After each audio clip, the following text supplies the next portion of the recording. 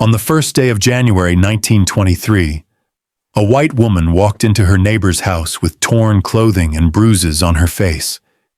She whispered words that would seal the fate of an entire town. She claimed a black man had attacked her. Within hours, the lie spread like wildfire through the pine forests of North Florida. Within days, a thriving community of black families who had built prosperity through decades of hard work would cease to exist. Their homes burned to ashes, their businesses reduced to rubble, their very existence erased from maps and memory. This wasn't a riot. This wasn't a clash between equals. This was systematic destruction. This was racial terrorism. This was the Rosewood massacre. And for more than 60 years, America pretended it never happened. Before we understand how a town dies, we must first understand how it lived. Before we see the flames, we must see the dreams. Before we witness the horror, we must know the humanity. The story of Rosewood begins not with violence, but with vision. With families who dared to believe that freedom meant more than survival, that it meant building something that could last. In the late 1800s, when most black Americans in the South worked land they could never own, when sharecropping kept families in endless debt, when the promise of emancipation felt hollow and distant, a small group of black families in Levy County, Florida, made a different choice. They would build their own world, a place where black children could go to school without fear, where black men could own businesses and property, where black women could walk down streets they helped build. They called it Rosewood, named for the red cedar trees that grew tall and strong throughout the area. The town sat along the railroad line, about 3 miles from the Gulf of Mexico. The land was rich. Pine forests stretched in every direction, and the soil grew sweet potatoes, sugar cane, and vegetables. The railroad meant connection to the wider world. It meant commerce. It meant possibility. And the families who settled there seized that possibility with both hands. By the early 1900s, Rosewood had become something remarkable. Not large, never more than a few hundred residents, but thriving in ways that mattered most. The town had its own post office, managed by a black postmaster. It had a general store, a sugar mill, a Masonic hall, and 3 churches. The AME Church stood proudly at the heart of the community, its wooden walls echoing with hymns every Sunday morning. Most importantly, Rosewood had a school. A 2-room building where black children learned to read, write, and imagine futures their grandparents could never have dreamed. The teacher, a woman educated in the North, taught with a fierceness that matched her students' hunger to learn. She knew that education was the surest path out of poverty, the strongest weapon against ignorance and hate. Children walked miles to attend, their shoes kicking up dust on hot afternoons, their minds hungry for every word she spoke. The families of Rosewood worked hard. Some labored in the nearby turpentine camps, tapping pine trees for the valuable resin that factories turned into paint and medicine. Others worked the pencil mill in nearby Cedar Key, cutting cedar into the thin strips that became pencils in classrooms across America. Still others farmed their own land they owned outright, with deeds filed at the courthouse bearing their names in black ink. This wasn't theoretical freedom. This was tangible, measurable progress. This was the American dream, lived out by people who had been told that dream wasn't meant for them. Among the most prominent families were the Carriers. Sarah Carrier was a strong woman, respected by everyone who knew her. She worked as a laundress, washing clothes for both black and white families. Her home was clean, orderly, a place where neighbors gathered for conversation and comfort. She raised her children with discipline and love, teaching them to work hard, stand tall, and never forget their worth. Her son Sylvester, in his 20s, worked at the mill. He was known for his quiet dignity, his steady hands, his refusal to bow or scrape before any man regardless of color. Then there was Sam Carter, a blacksmith whose hammer rang out across the town from dawn to dusk. He shod horses, repaired tools, and fixed wagons. His shop smelled of hot iron and coal smoke. Children loved to watch him work, mesmerized by the way he could bend metal to his will, shaping formless pieces into horseshoes and hinges. Sam was respected even by white residents of nearby towns. Good work transcends prejudice, at least sometimes, at least on the surface. And there was Aaron Carrier, Sarah's nephew, a young man who had seen more of the world than most. He had traveled north, worked in different cities, and returned home with a broader perspective. He understood the danger that always lurked beneath the surface of Southern life for Black people. He knew that prosperity could provoke envy, that success could breed resentment, that a Black man's confidence could be read as arrogance by those who expected submission. The families of Rosewood weren't naive. They knew the world beyond their town was hostile. They knew about the lynchings that happened with horrifying regularity across the South. They knew about the night riders who terrorized Black communities. They knew that white supremacy wasn't just an idea. It was a system enforced with rope and fire and bullets. But they also knew something else. That building something of your own, something solid and real, was worth the risk. That living with dignity was worth the danger. Just 3 miles away sat another town, Sumner, predominantly white, predominantly poor. The contrast couldn't have been sharper. While Rosewood families owned their homes and land, many Sumner residents rented. While Rosewood had a school for its children, Sumner's educational options were limited. While Rosewood's economy hummed with small businesses and steady work, Sumner struggled. The irony was bitter. The descendants of enslavers watching the descendants of the enslaved build prosperity. For some white residents, this was simply how things were. Different communities, different lives. But for others, it was an insult, an affront, a violation of what they believed was the natural order. Envy is a poison that grows slowly. Resentment builds quietly. And in the segregated South of the 1920s, where white supremacy was law and custom and religion all rolled into one, the success of Black neighbors wasn't celebrated. It was resented, feared, hated. Because if Black people could succeed, what excuse did poor white people have for their own struggles? The entire system of racial hierarchy depended on the lie that Black people were inferior. Rosewood's very existence challenged that lie. Every home with a deed, every child learning to read, every successful harvest, every dollar earned and saved. All of it was evidence that the lie was crumbling. On New Year's Eve, 1922, the families of Rosewood had no idea that everything they had built was about to be taken from them.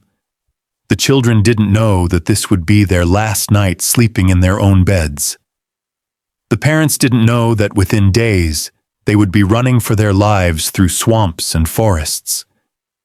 The town didn't know that it had mere hours left to exist. As the sun set on that final peaceful evening, smoke rose from chimneys. Families gathered for meals. Voices lifted in prayer at evening services. The world seemed solid, permanent, safe.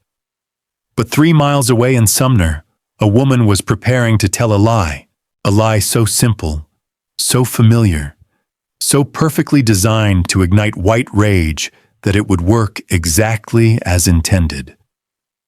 Fannie Taylor was her name.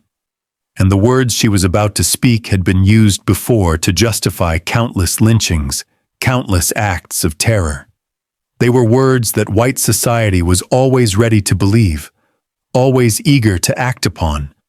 Words that turned black men into monsters and white mobs into heroes. She didn't know, or perhaps didn't care, that her lie would end in mass murder, that it would destroy a town, that it would shatter hundreds of lives, that it would haunt the survivors for the rest of their days. Or perhaps she knew exactly what she was doing. Perhaps she understood the power those words held. Perhaps that's why she chose them. The morning of January 1st, 1923, arrived cold and clear. In Rosewood, families woke to a new year. In Sumner, Fannie Taylor's neighbor found her on the porch, disheveled and crying, claiming she had been attacked. The neighbor asked who. Fannie pointed toward Rosewood. "A black man," she said. She didn't give a name. She didn't need to. In that place, at that time, those words alone were enough to condemn every black man within miles.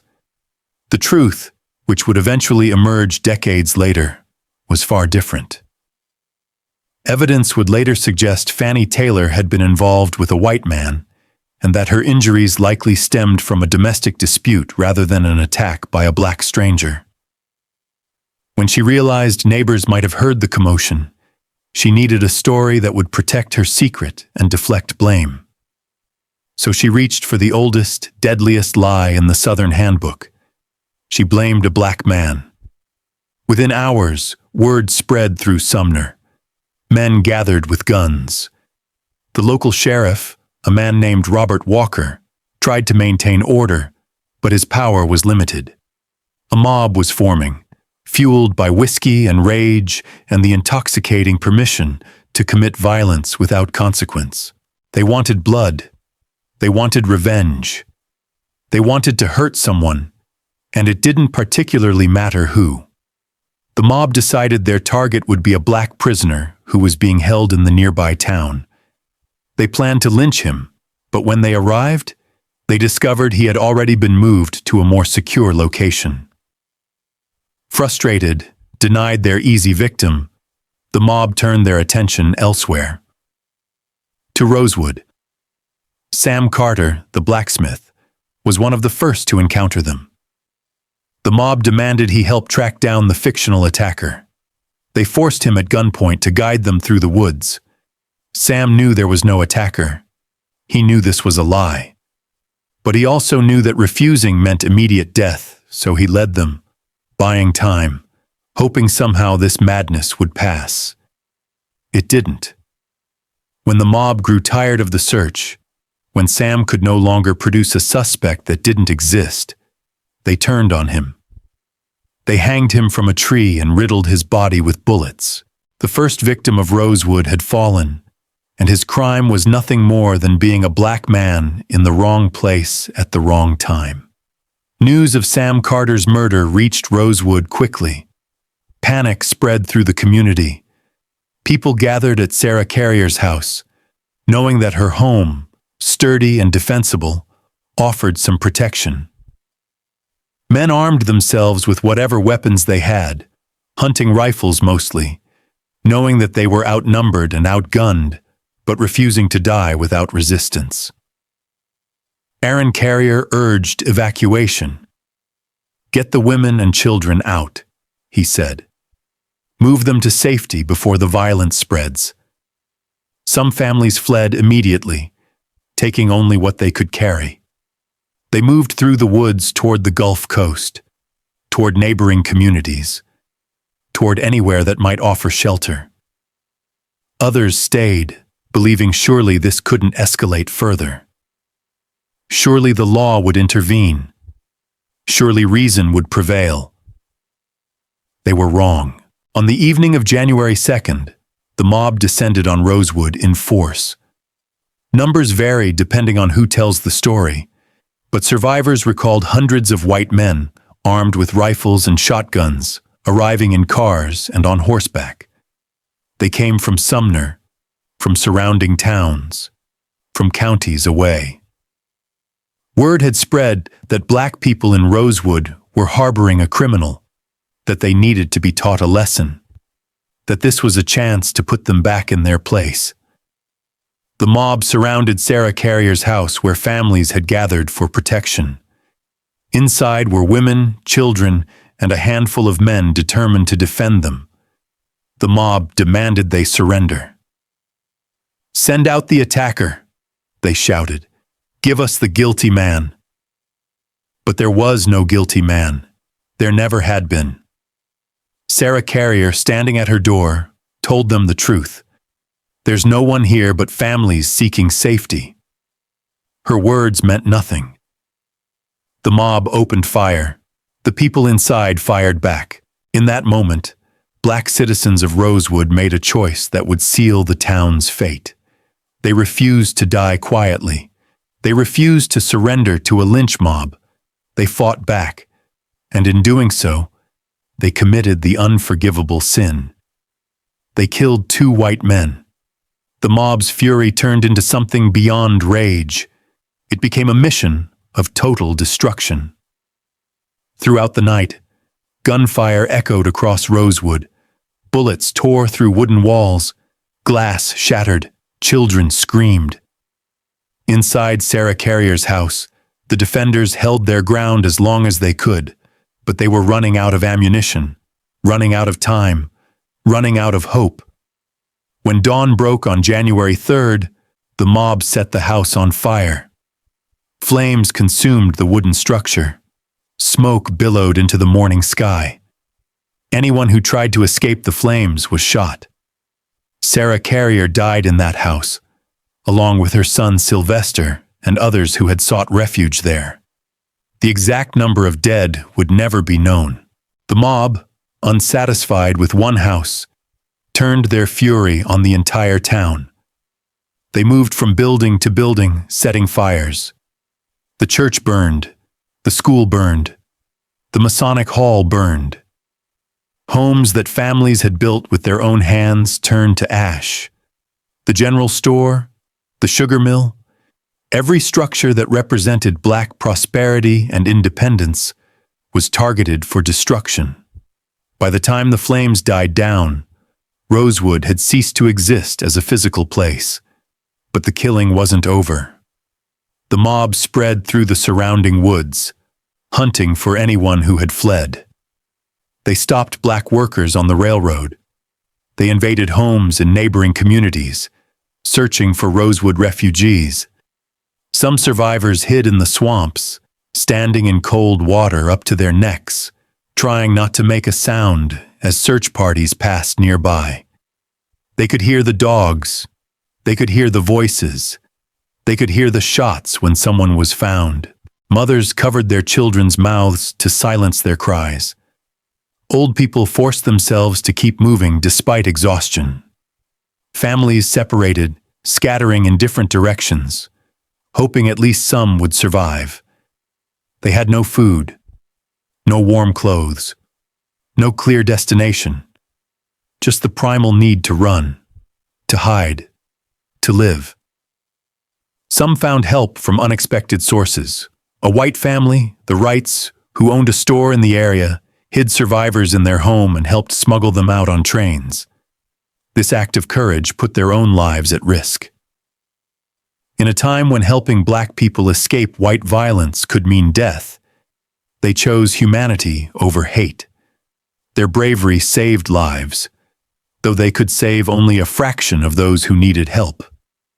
A train conductor named William Bryce also became a hero in those dark days.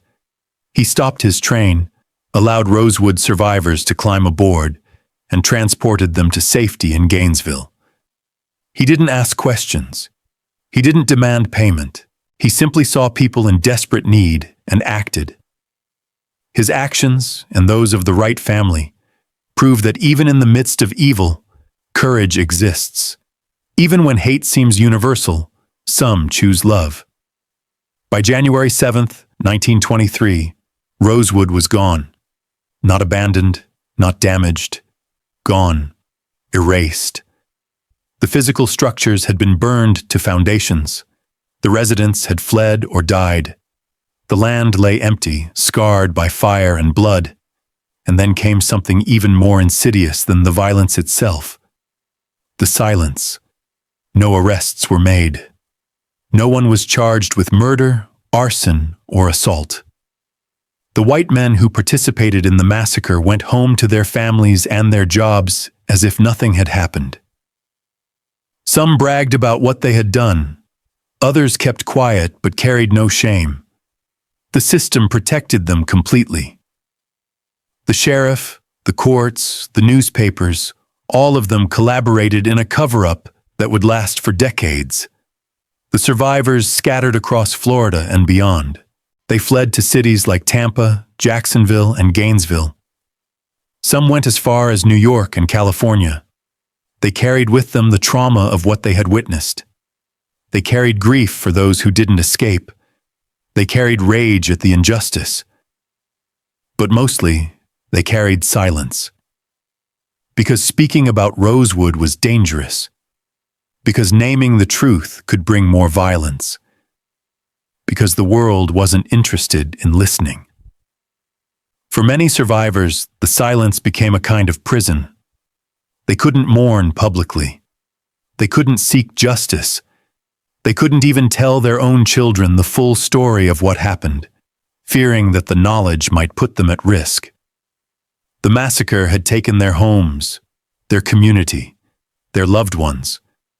But the cover-up took something else. It took their voice. It took their history. It took their right to be remembered. The land where Rosewood once stood was eventually sold. New owners planted crops. Trees grew tall again. The forest reclaimed the cleared spaces where homes had been. And on maps, the name Rosewood began to disappear.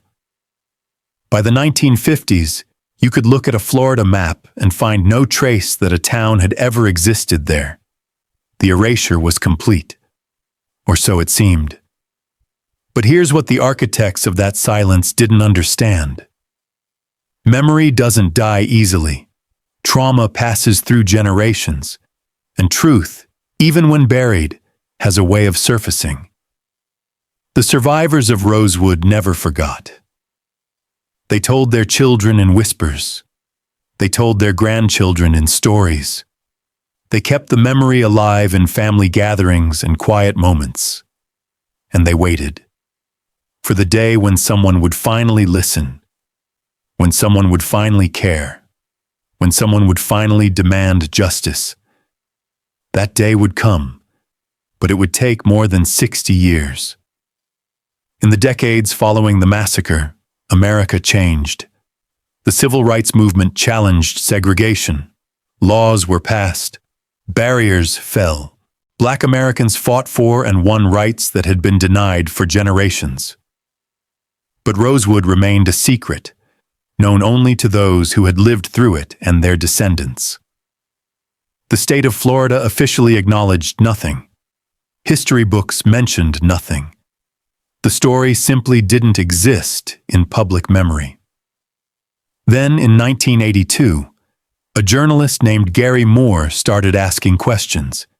He was working for the St. Petersburg Times when he heard whispers about a race massacre in Levy County decades earlier. Most of his colleagues dismissed it as legend, rumor, the kind of exaggerated story that grows over time. But Moore kept digging. He tracked down survivors. He searched old newspaper archives. He interviewed elderly residents who remembered hearing about the events as children. And slowly, piece by piece, the truth emerged. One of the survivors Moore found was a woman named Roby Morton. She had been a child in 1923, hiding in the woods while her town burned. She remembered the terror, the cold, the sound of gunfire. For nearly 60 years, she had kept those memories locked away, too painful to share, too dangerous to speak.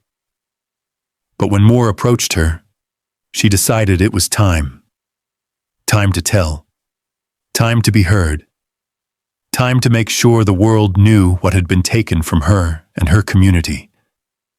Other survivors came forward.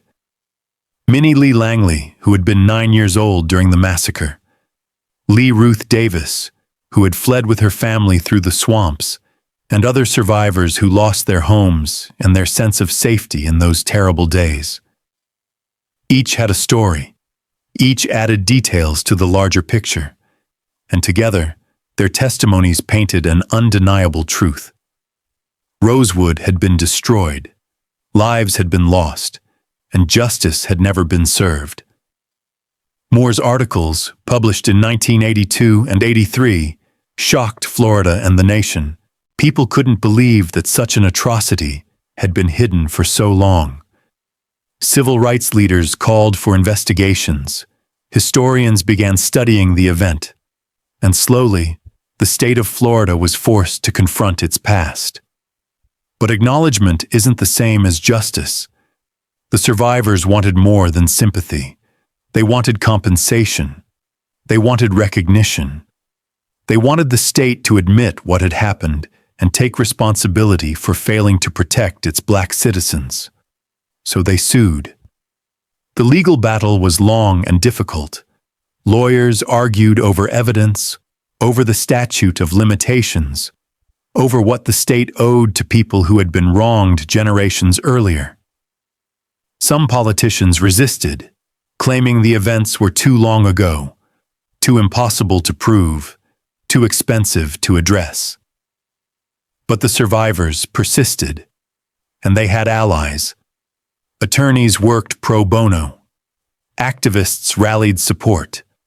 Journalists kept the story alive. Finally, in 1994, the Florida legislature did something unprecedented.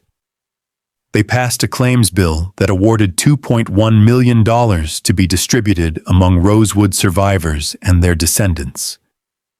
It wasn't enough. No amount of money could restore what was lost. No dollar figure could bring back the dead or heal the trauma. But it was acknowledgement. It was the state admitting, officially and publicly, that Rosewood had been destroyed and that its people deserved compensation. 9 survivors were still alive to receive payments of $150,000 each. Others who could prove they had lost property received smaller amounts. And the state agreed to fund college scholarships for descendants of Rosewood families, ensuring that education, which had been so important to the community, would continue to benefit their children and grandchildren. The year 1994 also brought another form of recognition. A historical marker was placed on State Road 24, near the site where Rosewood once stood. It reads simply, Rosewood. A predominantly Negro town, Rosewood was destroyed in January 1923 during a week-long riot, one of the most violent racial incidents in Florida history. The words are spare, almost clinical. They don't capture the horror. They don't name the victims. They don't call it what it was, a massacre, an act of terrorism. But they exist. They mark the ground. They force people driving past to acknowledge that something happened here. Something terrible. Something that should never be forgotten. In 1997, director John Singleton brought the Rosewood story to an even wider audience with a feature film starring Ving Rhames and Jon Voight. The movie took dramatic liberties, as films do, inventing characters and compressing events. But it succeeded in making millions of people aware of Rosewood for the first time. It sparked conversations about racial violence, about hidden histories, about the long shadow of white supremacy in America. For younger generations who had never heard the name Rosewood, the film was a revelation. For survivors and their families, it was validation. Their story mattered. Their pain was real. Their truth was finally being told. Today, the site of Rosewood is quiet. A few ruins remain, foundations of buildings swallowed by vegetation. A cemetery holds graves of those who died before 1923, stones weathered and tilted, names fading. The forest has reclaimed most of the land, pine trees and palmettos growing where homes once stood. Visitors can walk the area, guided by historical markers, trying to imagine the community that thrived here.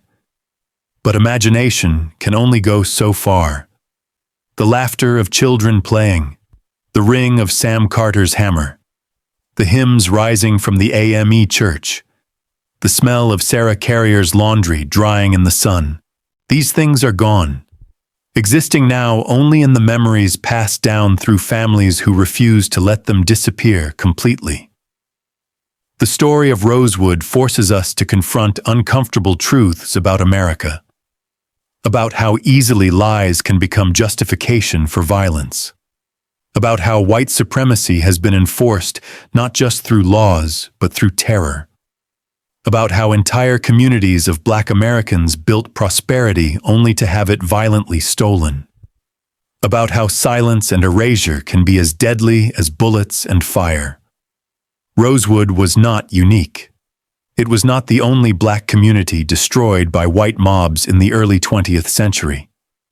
In 1921, just 2 years before Rosewood, the Greenwood district of Tulsa, Oklahoma, known as Black Wall Street, was burned to the ground. In 1919, during what became known as Red Summer, white mobs attacked Black communities across America. In town after town, state after state, the pattern repeated. Black prosperity provoked white rage. Lies justified violence.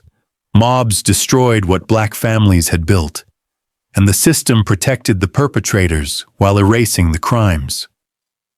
What makes Rosewood significant is not its uniqueness, but its representation. It stands for all the destroyed towns, all the massacred communities, all the stories buried and forgotten. It reminds us that racial terrorism wasn't just lynchings and individual murders. It was systematic destruction of Black economic power. It was the deliberate prevention of Black wealth accumulation. It was ensuring that no matter how hard Black families worked, no matter how much they achieved, it could all be taken away in an instant. The descendants of Rosewood carry this knowledge in their bones. They know that their grandparents and great-grandparents built something beautiful, and it was stolen from them. They know that land their families owned, property they inherited, communities they belonged to, all of it was lost not through failure but through violence. And they know that for decades, no one cared. No one listened. No one sought justice. But they also carry something else. Resilience. The same strength that allowed their ancestors to build Rosewood in the first place. The same courage that made survivors keep living, keep working, keep raising families despite the trauma. The same determination that made them finally demand the world acknowledge what happened. That resilience is a legacy too. Perhaps the most important one. When we look at Rosewood today, we can choose what to see. We can see only the destruction, the violence, the injustice, or we can see what came before. A community of Black families who dared to build prosperity in a hostile world, who educated their children, who owned land, who created businesses, who lived with dignity and hope. We can see both the horror of what was done to them and the beauty of what they created. We can honor their memory by refusing to forget, by telling their stories, by understanding that Rosewood matters not just because it was destroyed, but because it existed in the first place. The massacre lasted 1 week. The community had existed for decades. The silence lasted 60 years.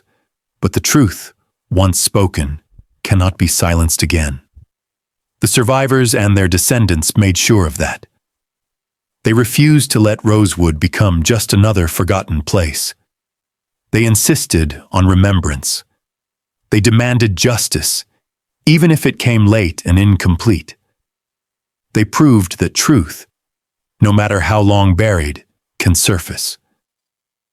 There's a lesson in Rosewood for contemporary America, about the lies we tell ourselves, about whose stories we choose to remember and whose we allow to be forgotten, about the long arc of justice and how it bends only when people force it to bend, about reparations and what we owe to those whose ancestors were robbed of wealth, opportunity, and life itself, about how racism isn't just about individual prejudice, but about systems designed to prevent Black success and punish Black prosperity. When Fannie Taylor spoke her lie on January 1st, 1923, she probably never imagined the full scope of destruction it would cause. She probably didn't think about the children who would grow up without homes, the families who would be separated, the community that would be erased. She thought only of protecting herself, her secret, her reputation, and she knew, consciously or not, that white society would rally to her defense without question, that her word, as a white woman, would be believed over any Black person's denial, that the system was designed to protect her and punish them. That's the power of white supremacy. It doesn't require everyone to be actively hateful. It just requires a system that automatically believes white victims and automatically suspects Black guilt. It requires a culture where Black success is threatening and Black resistance is unforgivable. It requires laws that protect white violence and punish Black self-defense. Fannie Taylor's lie worked because the ground was already prepared for it, because generations of propaganda had taught white Americans to fear Black men, because the myth of the Black rapist had been used to justify lynching for decades, because white women's tears could and did lead to Black people's deaths, and the men who formed the mob, who burned the town, who murdered the residents, they weren't aberrations. They were products of their culture. They had been taught that Black people were inferior, that Black prosperity was unnatural, that violence in defense of white supremacy was heroic. The system didn't punish them because the system was designed to protect them. Their actions weren't crimes in the eyes of white society. They were corrections, putting the racial order back in place. That's why Rosewood matters beyond the specific details of that week in January.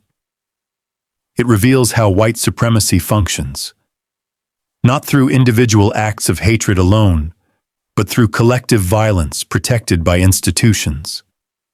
Not through accidental injustice, but through systematic erasure of Black achievement.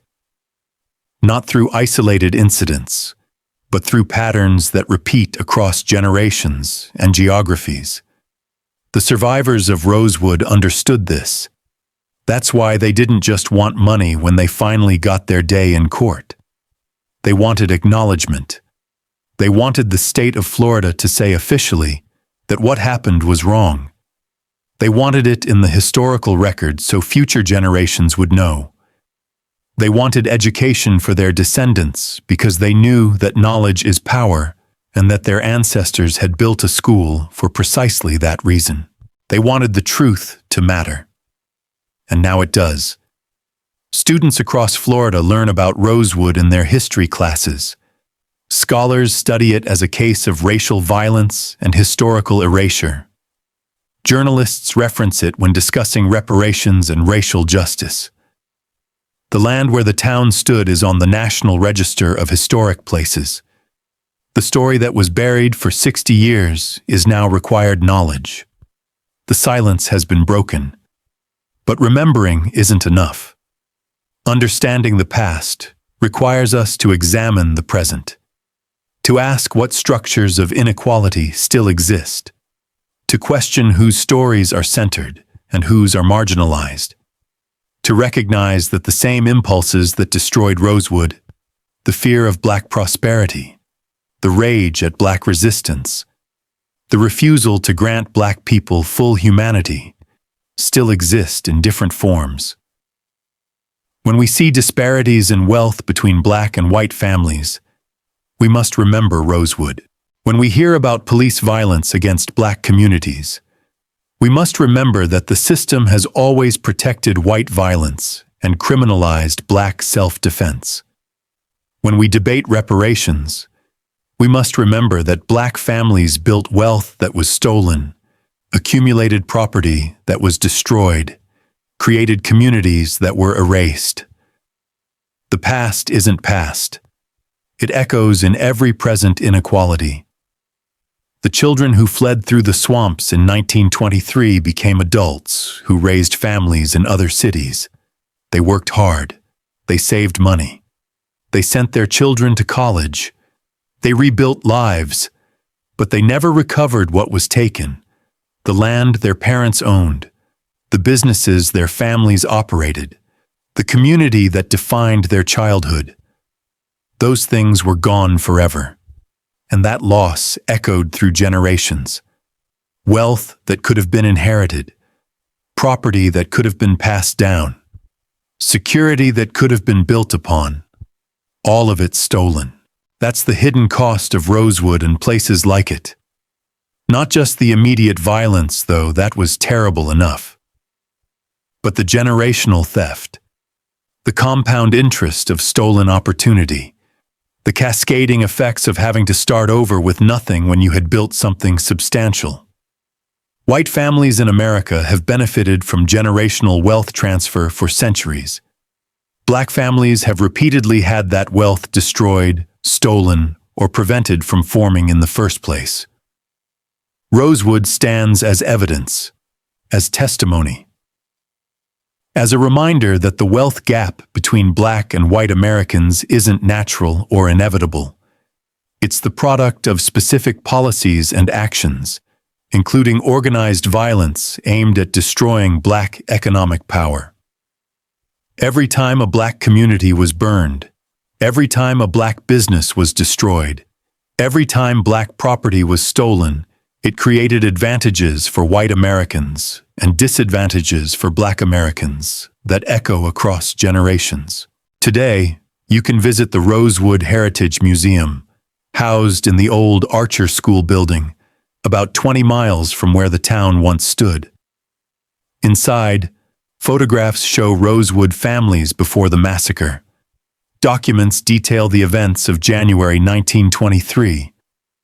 Artifacts recovered from the site tell stories of daily life, and the faces of survivors look out from the walls, demanding we remember, demanding we understand, demanding we do better. Those faces tell us something important. They're not faces of victims alone. They're faces of builders, of families, of people who worked and loved and hoped and dreamed. They remind us that Rosewood was more than a massacre. It was a community first, a place where black people created something valuable and meaningful. The destruction matters, but so does the creation. Both deserve to be remembered. As the survivors of Rosewood passed away over the decades, the story didn't die with them. It lived on in their children and grandchildren. It lived on in the historical record they fought so hard to establish. It lived on in the consciousness of anyone who learns about what happened. That's a different kind of survival, not physical, but essential. The survival of truth, the survival of memory, the survival of justice, however delayed.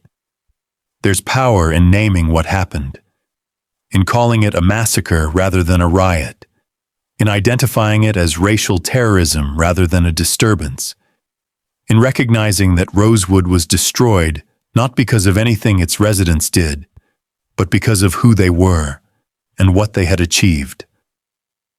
Language matters. Framing matters. The way we tell history shapes how we understand the present and imagine the future. For too long, white American history has sanitized racial violence, described it in passive terms, avoided naming perpetrators, focused on reconciliation rather than accountability. But the survivors of Rosewood and their advocates insisted on a different telling, one that names the violence, that identifies the lie, that holds the system accountable for its failure to protect or seek justice, that refuses to forget. This kind of truth-telling is uncomfortable. It challenges narratives of American progress. It reveals ugliness that many would rather ignore. It demands acknowledgement of debts unpaid and harms unaddressed. But discomfort is necessary for growth. Nations, like individuals, cannot heal from wounds they refuse to examine, cannot change patterns they refuse to acknowledge, cannot build justice on foundations of denial.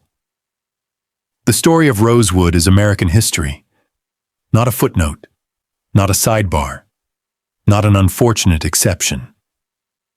It's part of the main text, part of the story of how this nation was built and who was allowed to prosper within it. Part of the ongoing struggle between those who believe in racial hierarchy and those who fight for racial justice. Part of the long, painful, necessary work of confronting what we've done and what we owe. As the sun sets over the land where Rosewood once stood, the wind moves through the pine trees the way it did 100 years ago. The Gulf of Mexico still lies 3 miles to the west.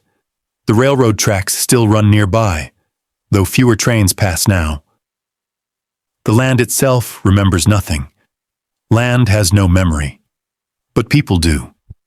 And the people who carry Rosewood in their hearts, in their family stories, in their DNA, they ensure that what happened here will never be truly erased. They ensure that Fannie Taylor's lie, which seemed so powerful in January 1923, would ultimately fail. Because lies can destroy buildings and lives, but they cannot destroy truth forever. They ensure that the mob's violence, which erased the physical town, could not erase its significance. They ensure that the system's silence, which lasted 6 decades, would eventually be broken. And they ensure that when we speak of American history, when we teach our children about this nation's past, when we try to understand how we got here and where we're going, we include Rosewood. We remember Sam Carter and Sarah Carrier. We honor Minnie Lee Langley and Roby Morton and all the others who survived and testified.